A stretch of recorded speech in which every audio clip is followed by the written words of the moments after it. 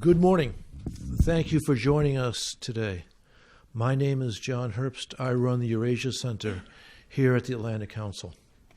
Normally I rush through an introduction. This will be pretty quick by normal standards, but it'll be a little bit longer by my own. We're doing an event, of course, on what's happening in Xinjiang, in the Uyghur region of China. And we are the Eurasia Center. We normally don't do China-related events. But in fact, the Atlantic Council has no Far East Center, so there's kind of a gap. And what's happening in Xinjiang is a very important story and a great tragedy. In fact, arguably the largest human rights problem on the planet today, although I can think of a couple others which might be in contention for that. With reports of 800,000 to 2 million people in concentration camps, this is, to speak the way my kids do, a big deal. And it's important that attention be paid in world capitals, especially in Washington. Now, I'm going to do something else that's a little bit unusual for a think tank in Washington. I'm going to credit other think tanks that have also done work on this. So the Hudson Institute had an event earlier this week. I know that Ponars at George Washington University did an academic-type event. I guess it was in December. So some attention is being paid, but more attention is necessary. Now, the connection of the Eurasia Center to this is that, well, we deal with Central Asia, among other places. And I think you can make the claim, I do pay very close attention to history, that the Uyghurs are in a sense a Central Asian people. And of course there are Uyghurs in the Central Asian states. They have relatives in Xinjiang. And the reaction of Central Asia to what's happening in Xinjiang is very important, and we'll get to that too. So that's our event today. We have a terrific group of experts on the subject who know far more about it than I do. I will only handle the Central Asian side of things. And I will have our moderator, Sharon Tiesi, introduce them. But for those who follow us, you can be followed at AC Eurasia, at the hashtag AC Eurasia. So thank you very much. Please. We all go up. I'll just give a brief intro here.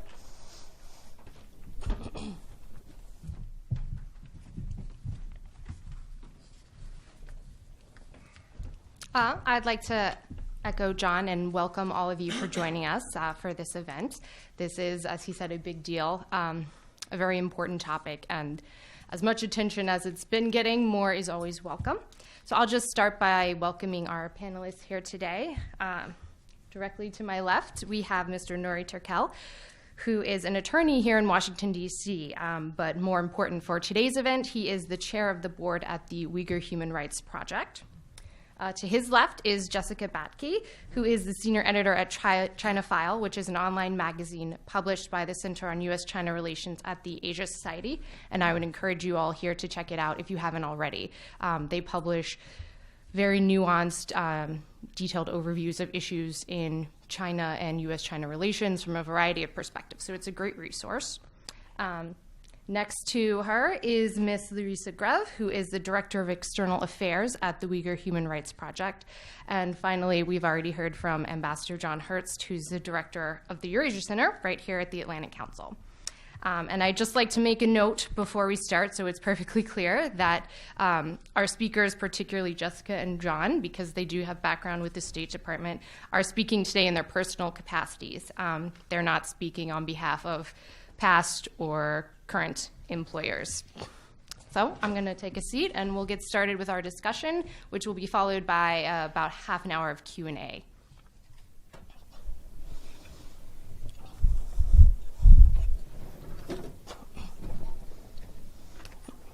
So I wanted to start, Nuri, with just asking you if this is a very Herculean task, but can you give us a brief overview of what this situation actually is in what China calls the Xinjiang Uyghur Autonomous Region?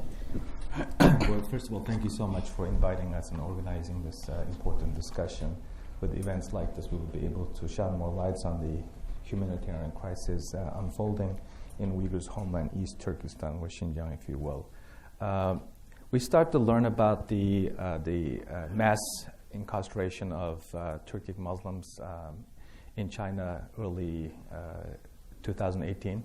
When we start telling people about this, the response was disbelief, and the legitimate question were, well, can this really happen in the 21st century, in 2018, that a group of ethnic minority in a country that we have a very intimate business relationship do this kind of acts or commit this kind of acts and come up with this kind of policies? We thought that this was never happen again.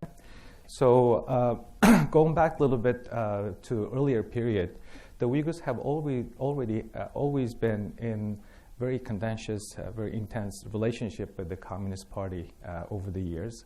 The political oppression really started in the 1990s after the collapse of the Soviet Union, that the Chinese government tried to prevent balkanization of the region, come up with the Strike Hard campaign in the mid-90s, and then the 9/11, the Chinese government immediately came out and claimed that China is also a victim of terrorism. Previous to that position, they encouraged Western investors to come in and invest, claiming that Xinjiang is a very peaceful, prosperous region for business investment. And then fast forward in 2009, July 5 unrest was a turning point in the Uyghur modern history. The Chinese government imposed very heavy restriction on Uyghurs' social, economic, and political lives. Mass arrest, forced disappearances, and punishment of individuals with separatist thoughts were very common. And then in 2012 through 2015, there was some violent incidents took place. And there was another significant event that Xi Jinping made a visit to Uyghurs' homeland. And he appeared to be very distraught and disappointed that the Uyghurs are still not completely Sinified or assimilated. And then during that period, there were some policy recommendations were made to him or his administration. And then in August 2016, Chinese government officials realized that something got to be done. And their policy perspective is not the presence of the threat posed by Uyghurs or others in the region, but the perceived threat of Uyghurs' ethno-national identity that might become a political trouble to the existence and survival of the Communist Party and Xi Jinping's authority. So they appointed this new party secretary, Chen Zhenguo, in August 2016, in a way that he got promoted because he did a fabulous job for the Chinese government in Tibet. And then in 2017, in April, the Chinese local government in Urumqi come up with what's called de-extremification measure, sanctioning some of the most common social behaviors such as growing beard, wearing a headscarf, adhering to Islamic diet, encouraging children to marry Uyghurs. So that kind of behaviors were sanctioned. And then this brought us to the current tragic situation for the Uyghurs. As the State Department reported in December, anywhere between 800,000 to 2 million people have been detained in today's concentration camps. The Chinese government made a calculus, cost-benefit analysis, in the belief that they can get away with this. So they still expanding the camps. Since last August, through the Committee on the Elimination of Racial Discrimination panel at the UN, the Chinese government have been put on notice. So there have been a lot of reports been done. Some governments in a very moderate, showed a very moderate response, but the camps are still expanding. I will end with this statistics that gives us some concern. Based on the Australian think tank that was able to identify 28 camps through satellite imagery, the expansion rate between, in a short period of time, with 18 to 20 months, was 465%. And also the Reuters did a similar reporting, after identifying over 80 camps, of those 80 camps, they surveyed about 30-some, and the expansion rate, the area is equivalent of 140 soccer fields. And also, BBC reported late last year that the Chinese government is expanding and building the largest prison camp just outside of Urumqi. So, in conclusion, there's no end in sight. There's no international condemnation. One can reasonably expect that any government or the international outcry will be shown if any government other than China locks out a large chunk of its minority population. Thank you, Nuri. Yes, that's in a nutshell is why we are all here today, to discuss the situation, what is being done, what can be done about it. But first, I want to turn to Jessica. As Nuri outlined, this is something that has ramped up quite significantly over the past year and change and is still continuing.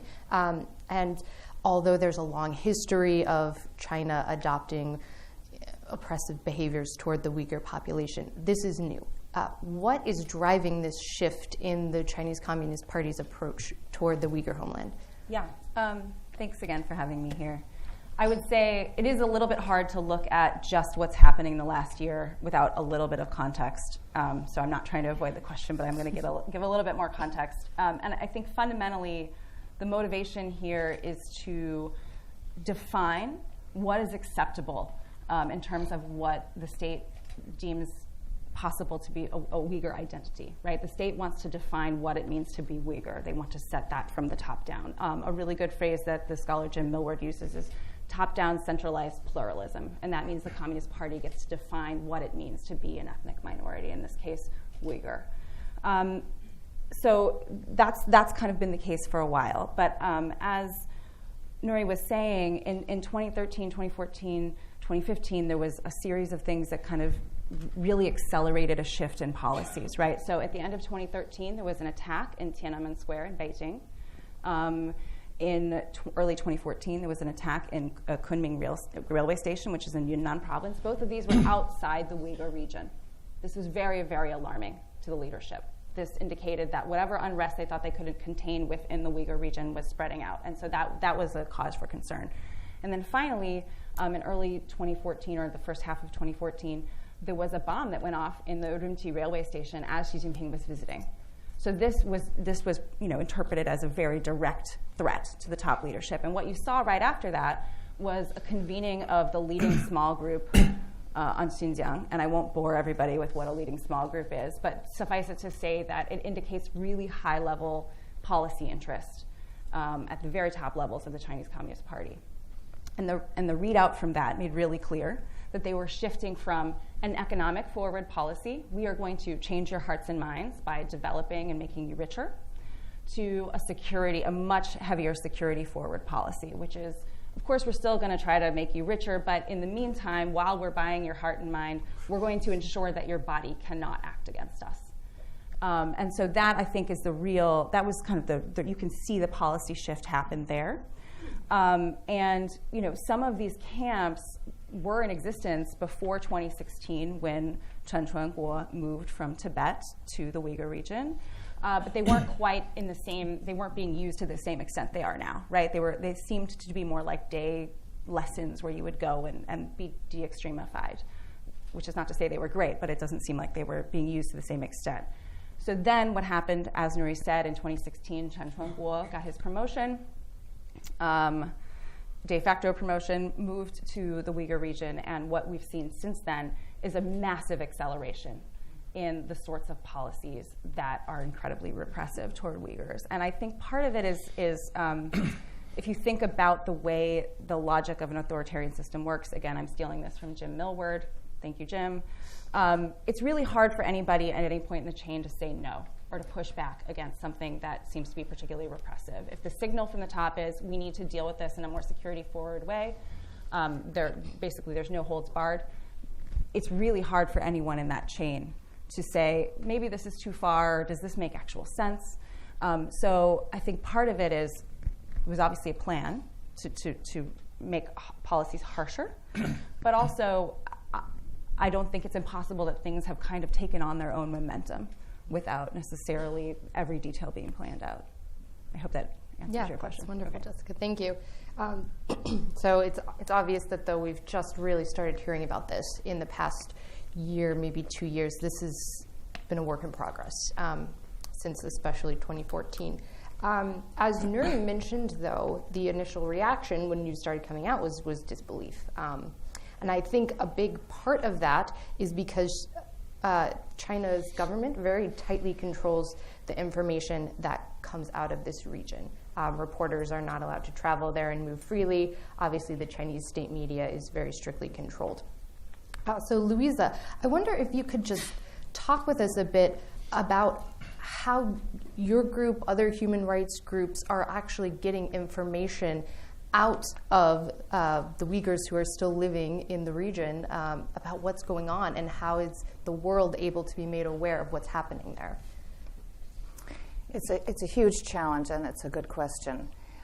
First, we do need to pay tribute to reporters from independent media around the world who, at great personal risk, have traveled in the region, reporting constant surveillance, being stopped, forced to delete photographs, questioned, threatened with arrest themselves, and in some cases having reporters' visas revoked, and they're continuing to go. And this has been an important source for global awareness. For the Uyghur Human Rights Project, which is a research-based organization, we talk to relatives who are cut off, starting in 2017 and then through 2018, more and more Uyghurs who live abroad in the diaspora suddenly were told by the relatives, don't call again. And what was happening was they were being told,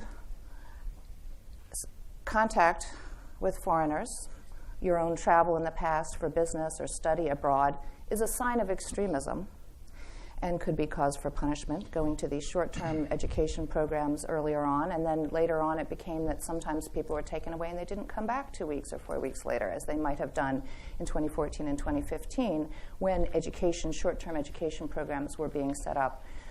So it came, in a sense, very slowly to the realization of Uyghurs living in the Uyghur region and their relatives and friends abroad. Yet some people have managed to leave, and out of that very small number, some of them are too afraid to speak for fear that it will further endanger their relatives. And a very small handful have been willing to speak to reporters and to Human Rights Watch, Amnesty, and the Uyghur Human Rights Project. And we've quoted a number of them in our recent reports, which you can find on our website. And then they do pay the price. Numerous examples of individuals who made up their mind, if I speak, will it endanger my relatives? Maybe they'll be endangered. They'll be taken away or treated just as badly in these camps, whether I speak or not, so I'll speak. And one family in Virginia said, we don't know what will happen if we speak, and we have to put the fate of our relatives in the hands of God because we want to reveal the truth. And then we know several cases of people, once their testimony was published, then they heard indirectly, then their relatives were taken away. So it's a very effective, all-encompassing, total control method of punishing those who speak. And I'll just mention one other thing, which is that people who have lived abroad for 10, 15 years, came to the US or Europe for study or business and ended up immigrating or seeking asylum. Some of them get weekly phone calls from the police in their hometowns telling them, watch what you say or your family may suffer. Thank you, Louisa. So we have been talking about this so far. We've been talking about the Uyghurs specifically. And in general, that tends to be what people think of, which is understandable because this is the Uyghur homeland we're talking about. And the Chinese Communist Party's ethnic policies are going to mainly be felt by the Uyghurs. But there are other ethnic groups who are also feeling the impact of these policies, other Muslim minority groups. And that includes groups like ethnic Kazakhs and ethnic Kyrgyz who are living in China but have connections to family, relatives in Central Asian states, Kazakhstan, Kyrgyzstan, Uzbekistan, Tajikistan, Turkmenistan. And nationalism and protectiveness towards their own ethnic groups runs very high in these Central Asian states, just as it does in China for the Han Chinese. So to bring this back to the Eurasia aspect, John, can you just talk to us a little bit about how this is the impact of these policies actually being felt across the border in Central Asian countries? This is a very interesting subject. As you know, with the partial exception of Kyrgyzstan, the 5 Central Asian states are authoritarian, highly authoritarian. And they're societies which by themselves don't brook opposition easily. And certainly Kazakhstan, actually all the states of Central Asia, all the 5 states, have important economic and in some cases security relations with China. So the combination of those security and economic interest and domestic preferences initially led to a situation where the governments in Central Asia did not want to see, hear, or do anything about what was happening in Xinjiang, even though some of their citizens, in fact, were caught up in it, and more of their citizens had relatives who were subject to this repression. But the thing about even authoritarian regimes, they don't have complete control over their citizens. And what we've seen happen, and this is particularly striking in Kazakhstan, has been the opening of at least a little bit of public space where unhappiness among the population of Kazakhstan with what's happening in China is evident and allowed to proceed. There have been a few demonstrations in Kazakhstan, more in Kyrgyzstan, because Kyrgyzstan it does have a quasi, at least, democratic political system. But in Kazakhstan, you had this extraordinary case last summer. A woman, Saragul Siwatbey, an ethnic Kazakh who was in China and in fact was teaching in the camps, walked illegally into Kazakhstan. So this is a person who saw the evils of this system up close. And the Chinese, of course, wanted her back. And in a case that was decided last August, the government gave her the right to stay and seek asylum in Kazakhstan. I say the right to seek asylum because her situation was still uncertain. That was something which flew in the face of the natural inclinations of the government in dealing with the problem. There have also been 2 civil society groups that have emerged in Kazakhstan. One of them is Atajurt Erikteleri, which I'm not certain I pronounced quite right, which means Home Loan Volunteers. And the other is Atajurt Jastari, Youth of the Homeland, both of which have conducted demonstrations and done public advocacy on behalf of the Kazakhs who were caught up in these concentration camps. Now, there have also been reports about cooperation between authorities in Kazakhstan and Chinese diplomats helping to put a muzzle on Kazakhs protesting. But because of the growing pressure in Kazakh society, the government in Astana made public the fact that they had conversations with their Chinese colleagues about the situation of Kazakhs in Xinjiang. And it somehow became known that, quote unquote, 2,000 Kazakhs would be able to leave Xinjiang for Kazakhstan.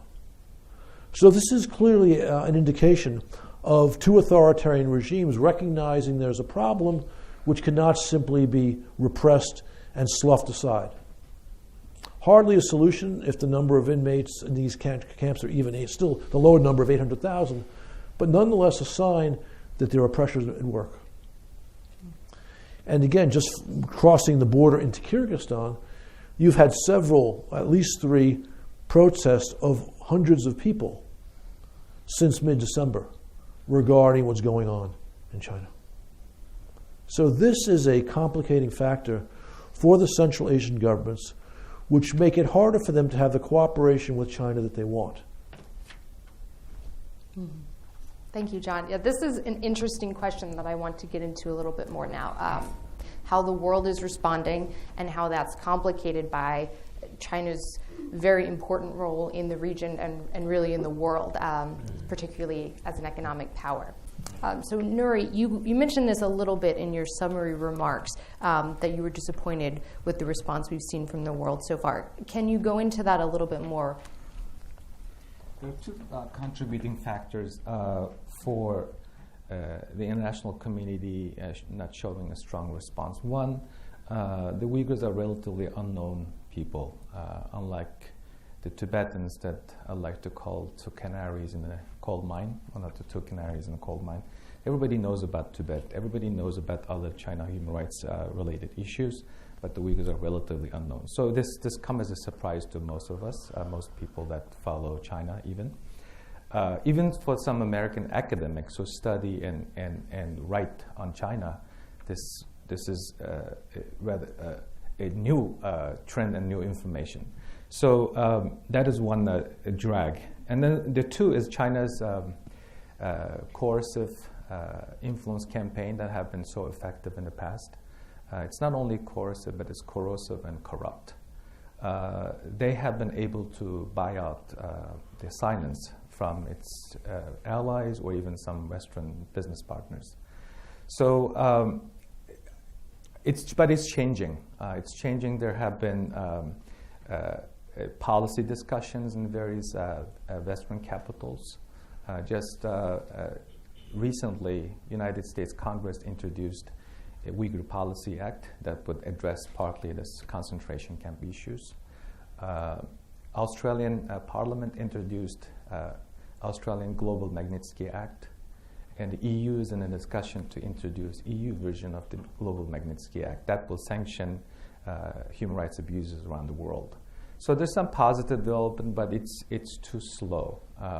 And also one thing that needs to be emphasized, this shouldn't be just one or two countries' business to deal with. It has to be a multilateral approach to minimize the pressure on the Chinese, or to maximize pressure on the Chinese and minimize the retaliation by the Chinese against a certain country. This has to be international collaborated effect. So the Uyghurs need a bigger boat to avoid shark attack. Thank you. It was very interesting, as you mentioned, everyone knows Tibet. Tibet has, particularly Hollywood celebrities, will go and talk about Tibetan rights. And the Uyghurs don't really have that. There's not as much awareness. And Louisa, since you specialize in external relations for Uyghur Rights Group, can you explain why that is? Why the Uyghurs have not had the same amount of global attention? I'm wondering about that. I will say that the effort is there. For 20 years, the Radio Free Asia has had a Uyghur service, so pay tribute to the foresight of our congressional initiative to have a broadcasting service based in a free country, to have free reporting on in 8 languages in Asia where there is no free press. And I must say our Radio Free Asia journalists have been coping with this crisis with a very small staff and personal pressure. They themselves, among them, more than 30 of their family members have been known to be taken away in the last 2 years. That is intended to be broadcasting in Uyghur. They don't even have the budget to put things in English. The reporting from my organization, the Uyghur Human Rights Project, 48 reports in 14 years, 300 statements and press releases are there for the research, and we invite everyone to bring them out and recirculate and understand how far back the warning signs of a growing repression and a decision that a real solution to the issue of independent ethno-national identity It's clearly seen as a problem by Chinese authorities. But also Chinese propaganda. I just have to say the invocation of the specter of terrorism and splitism has conditioned a lot of people outside China to think, oh, wow, that's a terrible thing. But I'll ask everyone, what is the track record of Chinese media in accurately reporting cases of dissent or dissatisfaction on the part of people in China?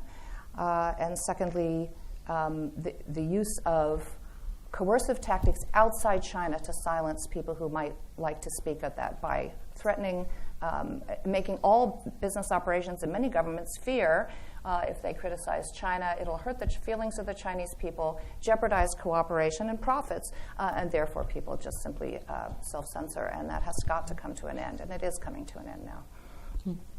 Thank you, Louisa. Okay, I'm going to bring us back now to a more government-to-government approach. Jessica, as we know, there are a lot of issues in the U.S.-China relationship. There's these trade talks that are ongoing, the South China Sea. There's Taiwan. There's cyber theft. There's a laundry list of different areas of the relationship where there are tensions. Where does this fit in? How much of a priority is the Uyghur issue for the U.S. government?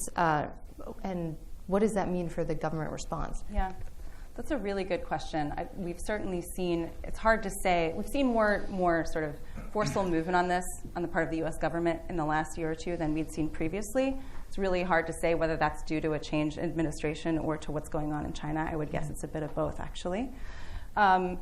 We've seen, how does it fit into the priority list? I frankly can't begin to understand exactly how the priority list is formulated right now, but I think we can look at what the U.S. government has done, right? So there's been a couple statements from the State Department. There's been a statement from Vice President Pence, which certainly indicates high-level knowledge and awareness of this issue. But there's also been some missed opportunities.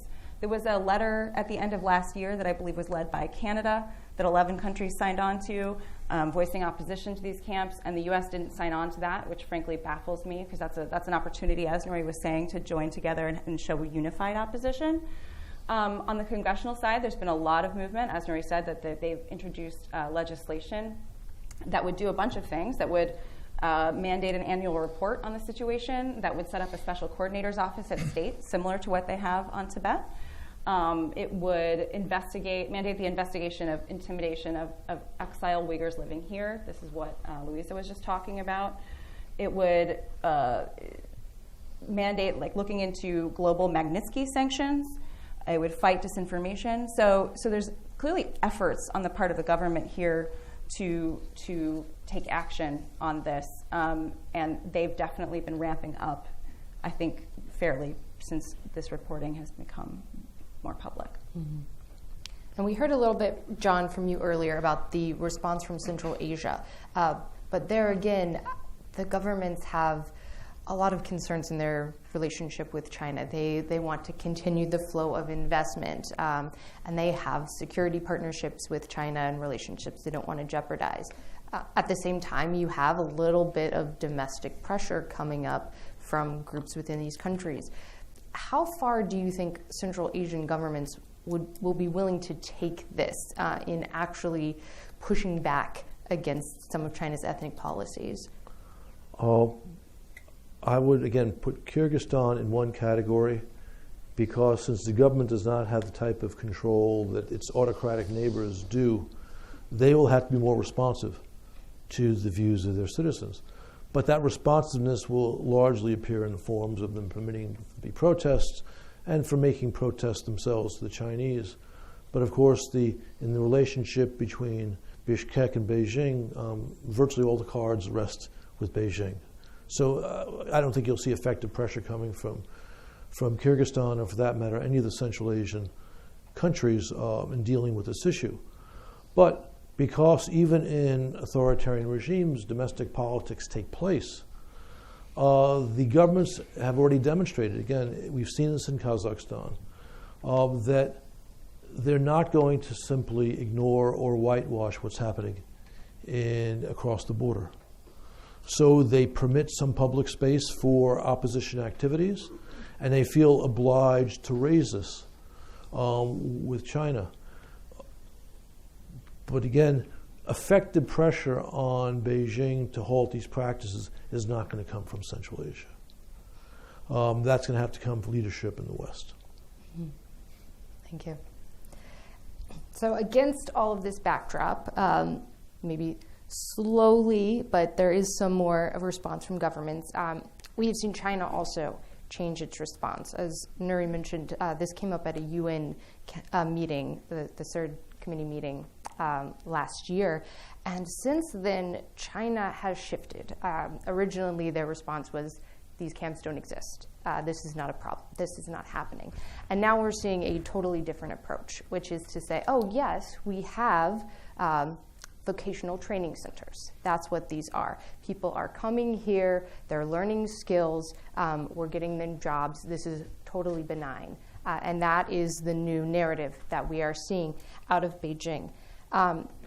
So, Jessica, can you unpack that for us? Why this sudden about face? What changed in Beijing? I think that this is a clear sign that international pressure can have an effect, right? So it is not the desired effect in that these camps are being shut down, but it is a really clear signal that international pressure is effective if it's forceful, if it's consistent, if it's based on reason and clear evidence.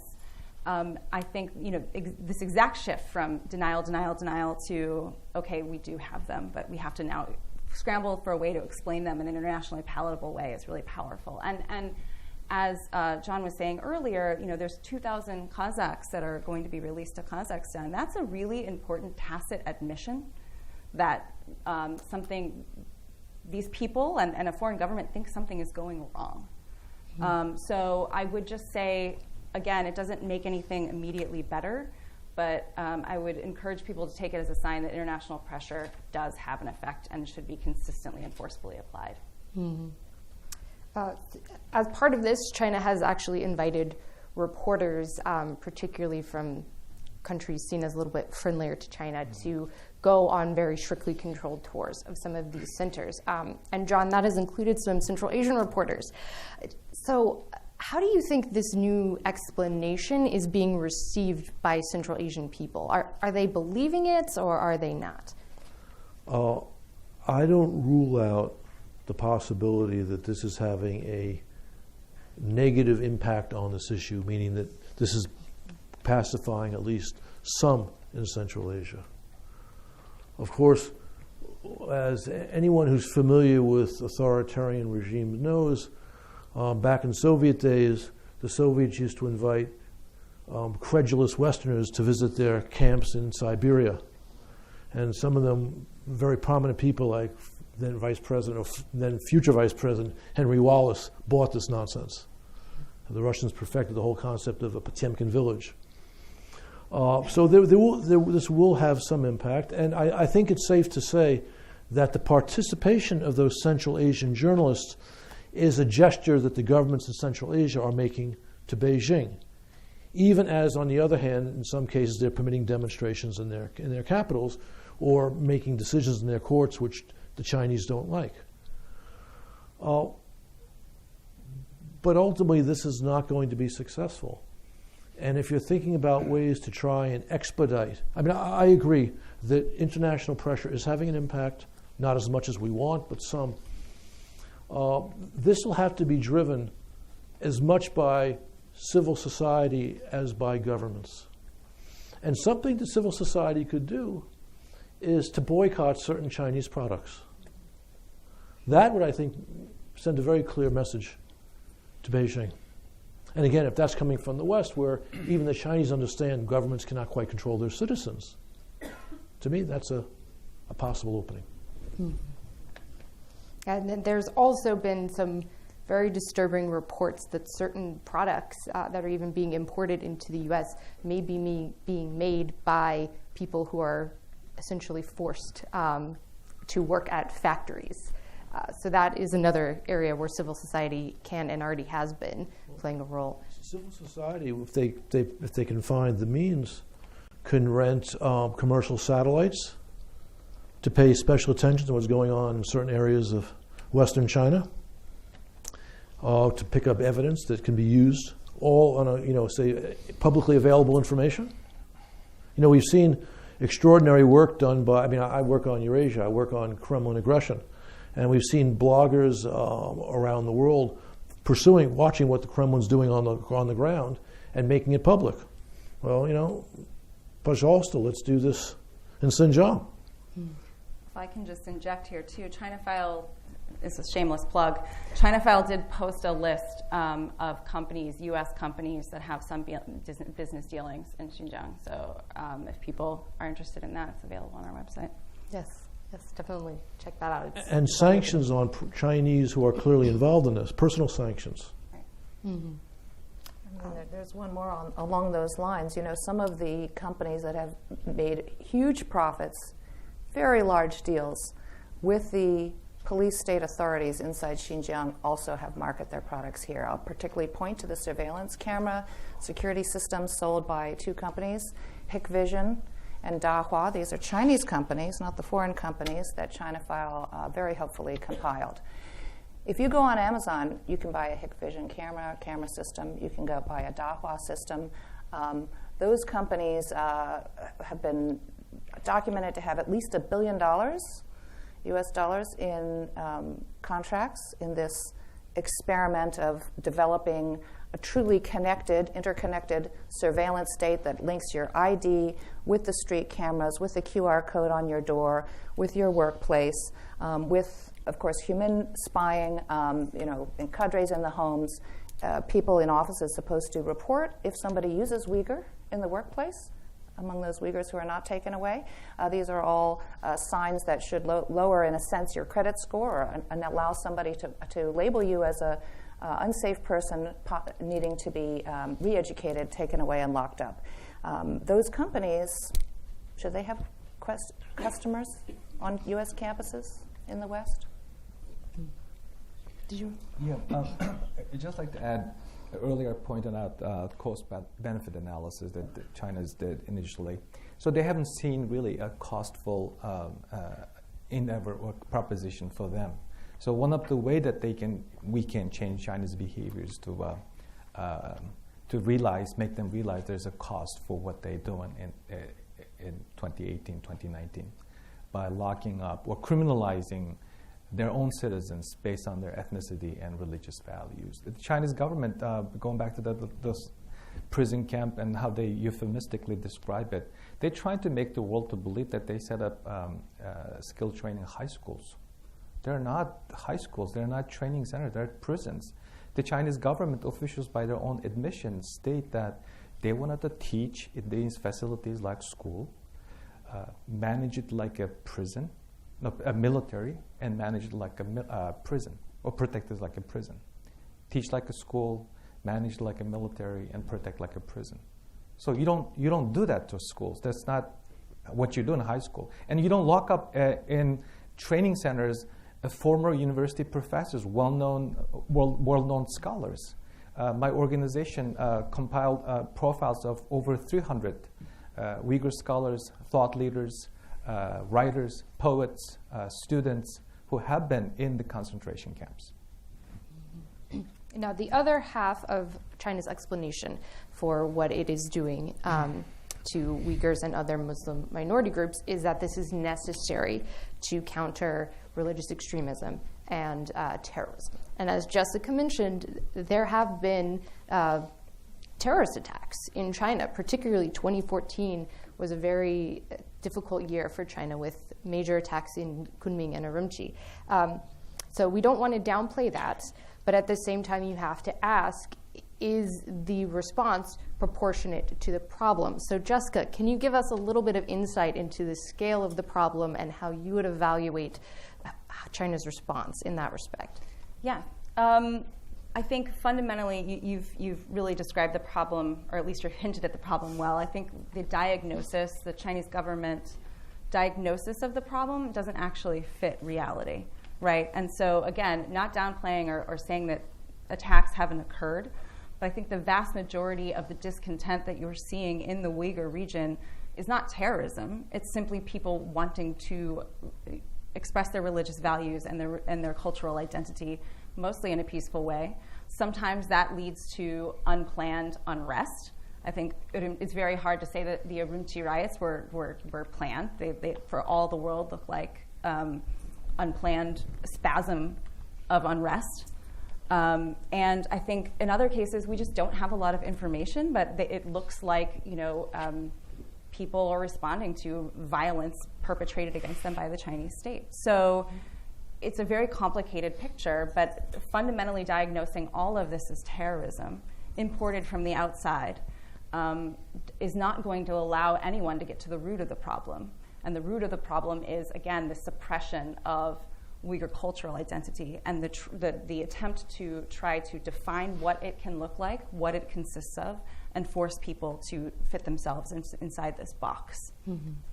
And a side effect of this entangling is that the Chinese government tends to dismiss any attempt to advocate for Uyghur rights or for the Uyghur culture as either terrorism or separatism, which would mean that people are advocating for independence. East Turkistan is, any mention of that is often taken as an indication that you're advocating for a separate Uyghur state. So Louisa, I wonder if you could get into a little bit for us. Is there a line between advocating for Uyghur rights and advocating for an independent, separate Uyghur homeland? First of all, I would actually say this question of separatism, which has a very specific definition in Chinese propaganda, actually it's a red herring in today's crisis. Nobody should allow stream of Chinese media outlets and diplomats throwing around terms, terrorism, we have a terrorism problem too, or we had a separatism problem, to distract people from the knowledge that there's an industrial scale crackdown that sweeps up 10% or more of a population in secret, indefinite detention, taken away, no explanation, no ability to get out, deaths in custody, indiscriminate, whether it's an intellectual or a peasant. This has nothing, that kind of policy, a kind of a permanent decision to institute, in a sense, a reign of terror. If you're not in a camp, you're at fear at every moment that you will be. Wrong step, by accident. So what your views are, or what some other voices, a poet who sings a song about yearning for freedom or loving the history of one's region, wishing that more Uyghur works of literature and religious scholarship and cultural inheritance from past times, wishing that were more prominent, separatist, because it's not adhering to the Chinese Communist Party curriculum. I mean, this is the overbroad, not only overbroad use of this label, but actually one's assumption should be, when you hear these two terms, it should not be assumption of saying, well, maybe there's something to it. What about those attacks that we seem to have happened, although there is no independent reporting allowed. It's the only version we have about these few violent attacks comes from very controlled Chinese media. Those should not distract us from the fundamental question, is this industrial scale torture or not? Mm-hmm. So beyond these camps, these vocational training centers, these re-education centers, whatever you want to call them, there's a deeper sense that what China is actually trying to do is decimate the Uyghur culture, to put it very bluntly. That the use of the Uyghur language, religious practices, literature, music, anything that doesn't fit into the neat box of Chinese nationalism as defined by the CCP needs to go. So, Nuri, I'm going to ask you a very difficult question. Do you think China can succeed in this effort? It depends how fast and how strongly the international community will respond. This is not the first time that the Chinese authorities tried to forcibly assimilate the Uyghurs or tried to dilute their centuries-old ethno-national identity. But this one is very serious.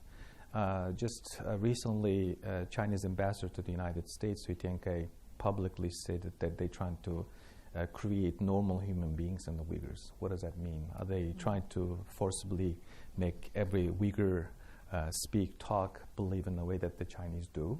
And what makes you to believe that your culture, your way of life, your preference is something others must accept? So that in of itself shows a lot of racist character in Chinese government's mindset and approach and construction of these camps. And the rhetoric is very, very chilling. They use public statements like the Uyghur separatist ideology must be weeded out with chemical. Uyghur Islam is mental illness. We need to break the roots, connections, family, when they take away parents while they're locking up children in a state-run orphanage. So, even though that the Uyghurs have experienced something similar over the years, in the last several decades, but this is very serious. In the previous attempt, they tried to engage in social engineering, but this one can be perceived as human engineering. So I like to believe that the Uyghur culture will survive, but the trajectory, the mindset of the Chinese officials formulating these policy gives me a pause with that hopeful thinking. And on that somber note, we will turn it over to you for your questions. I think we have microphones back there, so we'll start over here. And please do try and keep your questions brief so we can get to as many as possible. Ken Dillon, Ciencia Press. I wonder what the Muslim world outside of Central Asia is doing in response to this, and why the entire situation problem is not viewed more as an affront to Islam. Great question. Yeah. John, let's start with you. I wouldn't say the entire Islamic world has been silent. That's not true. Turkey has actually taken up the cause of the Uyghurs. There are some reports that Indonesia, too, is bringing this up. But it is true that the core of the Islamic world, the Arab Middle East, the Islamic Conference, has not exactly distinguished itself by speaking up for fellow Muslims.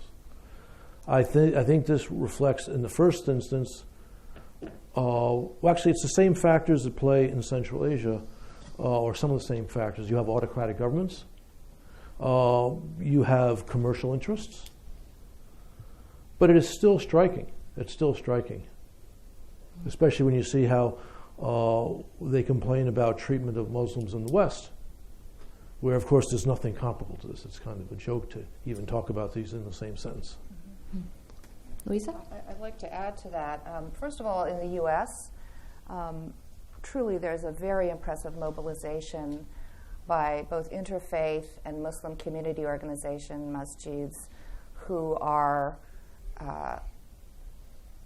independently and with coordination with Uyghur exile organizations spreading the word, helping to have grassroots democratic efforts to ask the Congress to respond to this incredible human rights crisis by endorsing the Uyghur Human Rights Policy Act, call-in days. We have a statement, just the press release, it just came out today, 130 imams and community leaders and Islamic scholars jointly signed a statement about this world historical crisis of a massive state-directed suppression and basically erasure of the Islamic identity of an entire people under the control, in China. I mean, the latest thing that I think ought to shock everyone who understands religious belief is, it's Lunar New Year. Chinese New Year's just been celebrated, and I don't know how many people have seen the news. This has been the occasion for the Chinese government to organize a massive shipment of pork to towns and cities throughout the Uyghur region to say, in order to prove that you're not an extremist who believes in some kind of extremist Islamic identity, you must, when you go into a butcher shop, whatever you buy, you have to have a pound of pork. And if the cadres come on with, Chinese New Year gifts, which never used to happen anyway, but this year it's happening in the Uyghur region, if you refuse or appear not to want it or not to use it, it's a sign of extremism. You're a questionable person. I mean, this kind of total control, and in fact, not only control, don't pray, don't have a Quran, they've all been confiscated, a lot of religious books have been burned, but forcing people to change their personal behavior. It's a sign that, when that news comes out to people who understand the importance of personal religious practice, it really does arouse the conscience of many people in Muslim communities and around the world. And then I'll just mention Malaysia and Indonesia as really being actually distinct in some ways from Central Asia. We had just had a delegation in middle of last month in Malaysia and Indonesia, met party leaders in both opposition and ruling parties in both Malaysia and Indonesia, and found sympathy that hasn't been quite publicly expressed, but it's building. Why? Partly because of pressure from below. The societies, despite the fact that there isn't as much in the media there as there is here, are mobilizing. And they would like, the goal of some of them is to actually have the Organization of Islamic Cooperation itself take a strong policy stance at the UN in bilateral relations and as an organization. And I just would like to say one handicap that we have as Uyghur, speaking with a Uyghur voice, like my organization, is we don't have the funds to translate things into local languages, so we would just love to have help doing that. Yeah, and just to add on a little bit to Louise's point, it's important to note that Malaysia and Indonesia are democracies, Muslim-majority democracies. So as John mentioned, that's an important factor in shaping responses. If the public is going to be able to hold the government accountable, you're more likely to see a response. Okay, go with the lady right there. Maybe as a follow-up to the previous question, Begum Damas from Voice of America Turkish Service. Speaking of Turkey, I remember that 3 or 4 years ago, Turkey angered China by expressing concern about the restrictions on the worshipping and fasting during Ramadan of the Uyghur population. But in 2017, I remember the joint press conference by the Turkish foreign minister and his Chinese counterpart. Turkish foreign minister said Turkey will make an effort to eliminate the anti-China press coverage in the Turkish media. So, and lately we're not hearing much, from the Turkish government on the plight of the Uyghur Turks in East Turkistan. So, definitely money and investment relations goes into that. But so I'm wondering, what is this, change of strong stance? What is the reason for this, Turkey's position? Because we used to hear stronger words from the Turkish government regarding that. So thank you. Nuri? That's a great question. Erdogan, being being a leader in a country that the word genocide is a very sensitive word, used that particular term to describe what is happening in the Uyghurs' homeland in 2009, but that was 10 years ago. Even today, the Erdogan administration, the top politicians, always mention the Uyghurs in passing. They don't even properly make a reference the Uyghurs. They sometimes call it Urumqi, sometimes call it Turkestan, but it begs the question, who are you talking about? So not only the Çavuşoğlu's statement of pledge to the Chinese that has shown an effect, especially in 2018, the Turkish law enforcement is also in an active engagement. The financial sector, the energy sector has been in a very active exchange with the Chinese, believing that the Chinese BRI, Belt and Road Initiative, will benefit Turkey. And also there's some public, we have to separate the Turkish government's response versus the people's response. Turkish people have been, by and large, very sympathetic, very strong in its criticism against the Chinese government. But because the media is now controlled by the government or heavily influenced by the government, there has not been a really positive coverage of the Uyghurs. But we've been also hearing this conspiracy theory that the United States is, in order to hamper China's rise, they stop the progress in the BRI, using Uyghurs to wage this publicity campaign. So that brings us to the point why the Muslim countries not being very responsive.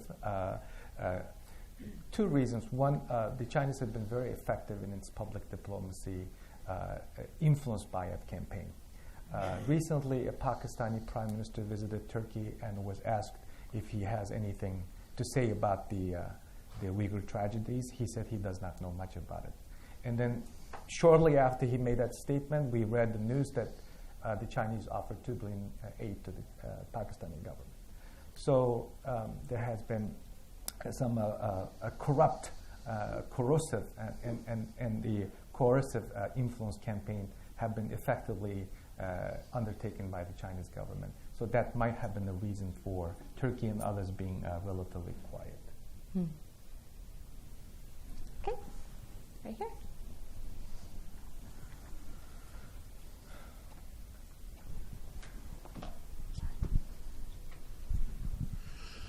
If there's one country in the world that should be concerned about this, it's Israel. Has there been any reaction from the Israeli government? Anyone? I can't think of anything. No. Yeah. That goes again, I think, to Nuri and Louise's point that the global response has been a little muted thus far. Okay, up here in the front.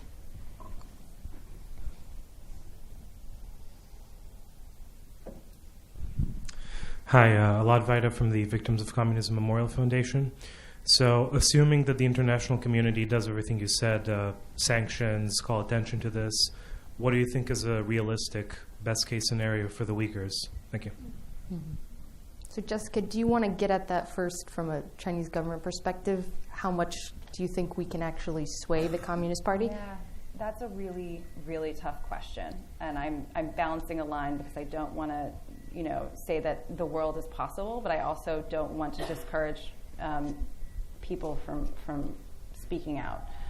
One of the problems here is that Xinjiang, the Chinese Communist Party sees Xinjiang as a core interest, right? And that's a very special term that they've used to define things for which they are willing to basically do anything to preserve their interests. They see it as an existential threat, necessarily, if someone were trying to interfere with what's going on in the Uyghur region. Other core interests are Tibet and Taiwan. So to show you how central they see this issue. So that means that not only does the CCP views this as an existential threat, but sees it really as none of anybody else's business. So that really makes this incredibly tough from an international perspective to affect change about. And I think so far we've seen the responses. We have gotten some responses, but it's mostly been on how do we change our messaging about it, or how can we release these small number of people that we can claim really weren't ours, to kind of get people off our backs. But that's really changes around the margins. We haven't seen, as Nuri said, there's indications that these things are expanding. Yeah. There's indications, as Shannon mentioned, that people are being forced into forced labor. So it's hard to see how, from the CCP's perspective, once you've begun this project of fundamentally transforming a set of humans, which is the goal, how you stop that. And if the end goal is to forcibly stop the transmission of Uyghur culture from one generation to the next, which I think is the ultimate goal, it is, again, it's just really hard to see how you stop that. I don't know. Yeah. Louisa. So the pessimistic view is Uyghurs having to learn from other genocide survivors, peoples who have been subject to genocide, right, destruction of their the people and their culture, their language and their religion in whole or in part. How do you become a nation that can carry on in diaspora over centuries? We do have inspiring examples of people who have overcome, not just centuries, but actually thousands of years of severe being unwelcome anywhere and massive industrial scale suppression of the people and their learning, and yet it means that the loss of a homeland, but it doesn't mean the loss of an identity, and it doesn't mean the loss of that learning and what it has to offer to the society. So in a sense, that's a very pessimistic view, to become a people only in diaspora. It may be a realistic view, but it's also something that should also be done. And again, the Uyghurs are looking for encouragement and help and assistance in thinking through that from other societies and cultures and ethno-national groups that have survived partial genocides. So that's something looking forward. But even more immediately, I will say that Senator Cotton gave an extremely powerful statement, providing tremendous intellectual leadership in our Congress and in the leadership of our country, saying, understanding that when a country can get away with what is happening to the Uyghur people in the Uyghur region, it undermines the norms of civilization globally, and standing by idly is a green light for this to continue on the part of a powerful country. And secondly, it's going to come to us. You have a surveillance state. You have the normalization of locking up people indefinitely. And when there is no recognition, this is actually in the core national interest of the United States and every democratic country in the world, we are inviting this kind of norm to come further around the edges and become a further threat to our vision of how the world should be working. John? Let me sound at least a slightly optimistic note here.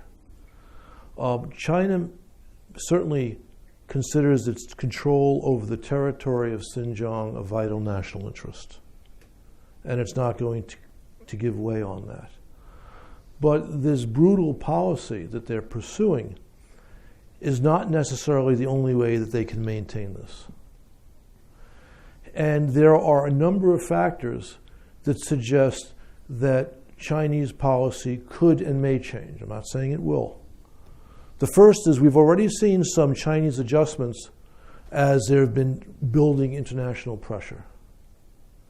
Second, we've seen a truculent Chinese policy, not at all consistent with their old mantra of peaceful rise in the South and East China Seas, which is producing a reaction from neighbors that were once favorably disposed towards them. Three, the Chinese economy is not simply humming along over the last couple of years the way it had for the previous 30. And the fact that there's pushback, led amazingly by President Trump, to predatory Chinese economic practices does not augur well for their ongoing fast economic growth. These factors can, over time, not in the next 2 months, maybe not even in the next year, persuade policymakers in Beijing that this, I won't simply say ham-handed, but this devilish policy in Xinjiang is creating problems for China that they don't want, and that they can maintain their territorial control and get rid of the concentration camps. The way to change the mind of authoritarian leaders is to demonstrate that the policies they pursue are not ultimately in their interests as they define them. And you add all these factors together, and it's possible to see a strategy which over time can lead to change. And of course, the civil society element of this, the public attention to it is critical. And let's keep in mind, and I think this is important too, that the genocides we've witnessed, and I'm not sure I would call this a genocide, but this is an act of great arbitrary evil, have all taken place largely in the dark. And in today's social media world, today's world of satellites, there are really no dark regions on the planet. And so despite the impressive efforts of the Chinese to keep this hidden, it really isn't. Yeah, that's a great point. I'd like to challenge the Chinese people in China and outside of China. What kind of story that you will tell about your people and your government, if you will, to your children in the future, allowing your leader to conduct a modern-day cultural genocide We still talk about Holocaust today. We just had a Holocaust memorial short while ago. And also I have to ask the world, what kind of relationship that you wanted to have with this oppressive regime? Are you going to allow them to export their policies, methods to other areas that it will eventually become a bigger problem? The Chinese government already promoting in a very cynical way that the existing system that they set up should be used in other countries to handle so-called Muslim problems. And even the campus closed today. What are you going to do with the rest of the population that are broken? What are you going to do with the children that have been taken to the state orphanage? What are you going to do with the people in the free world like myself who cannot even touch their parents and talk to their parents as they wish? So the Uyghur people, generally speaking, broken all around. The psychological warfare that the Chinese government has been effectively waging has been so effective and disturbing, destroying the peacefulness and relative happiness of people all around the world. I'd like to finish this with one example. Recently, a friend of mine, very successful businesswoman in the United States, called for help and asking me to reach out to the U.S. government and find a way to figure out if her brother is still alive or dead in the concentration camp, so that she will have a closure. And recently, another Uyghur business executive went to the homeland using his business travel to China.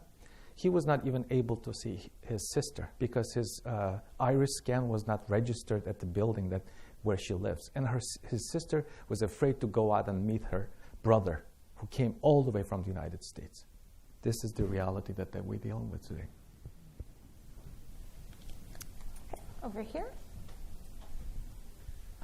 Hi, I had a question about the students, the Uyghur students that are living outside of Xinjiang. A lot of high school, college Uyghur students that live or study in eastern China. In conjunction with this ratcheting up of securitization with the concentration camps in Xinjiang, have we seen a policy shift by the Eastern Chinese governments towards these students, especially since a lot of these students are the only contacts that Han Chinese students have with Uyghur people, and sort of has there been a crackdown, or have we seen a rising up of securitization of these students that are outside of Xinjiang but still living in China? Thank you. Jessica, do you want to tackle that? I don't know that I have a great answer to that. I do recall seeing in the course of research last year a number of what appeared to be university policy documents talking about the need to make sure that their Uyghur students were either going back home during the summer or getting some sort of education as to what, in the vein of this, not necessarily being sent to camps, but just like being checked on. But I don't know in a systematic way what's happening to those students. It's a really good question. Mm-hmm. Louisa or Nuri, have you guys come across anything about that in your research? If I can, I just ask a different question. Actually, prefer not to talk about that. But one of the bizarre elements of the policy towards Uyghurs is not just to, let's say, eliminate the inherent threat of a distinct ethno-national identity, but to call people back. So outside the borders of the PRC, you may have seen horrific pictures. It's almost impossible to even talk about. Some students who are studying in Egypt, Chinese security forces got in touch with Egyptian police and literally raided coffee shops and dormitories when students who had been studying in Egypt did not obey orders, you must come home, to grab them and deport them. Now, why would a state suddenly interrupt international students' studies and gather them in? This is just an indicator of the idea of total control to leave few people abroad who can even speak the language, first of all, and secondly, tell the outside world what might be happening to their families. So that's the bigger picture, even across borders. The most students studying either in Europe or here or in Turkey have been at least approached by the Chinese with the request to return to the homeland. Some Turkish students made that fateful decision to return, end up being in the camps. We have only a few stories in the United States, either return and never able to come back here. But most students, as far as I know, through my conversation, have been approached by the Chinese either to return or spy on others. In some instances, they were very aggressive, that required law enforcement to be alerted. In addition to that, the Chinese government is also very aggressive in punishing expats, the Uyghurs who taken up a citizenship in Europe, here in Australia. Washington Post did a profile piece yesterday of Australian Uyghurs who were approached by the Chinese and their mothers in her mother's phone through WeChat while her mother was in handcuffed. So not only the students but also the others who did not subject to Chinese laws also have been harassed.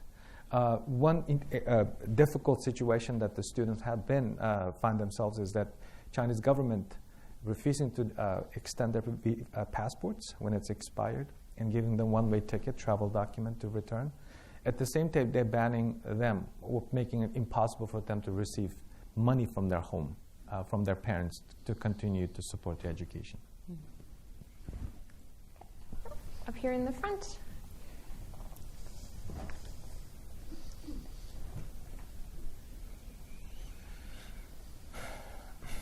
Knowing all that you just explained, there is any kind of organization? Are the Uyghurs, for example, here in U.S. organized? I'm pretty sure all your information comes from them, but there is any kind of organization, like formal organization?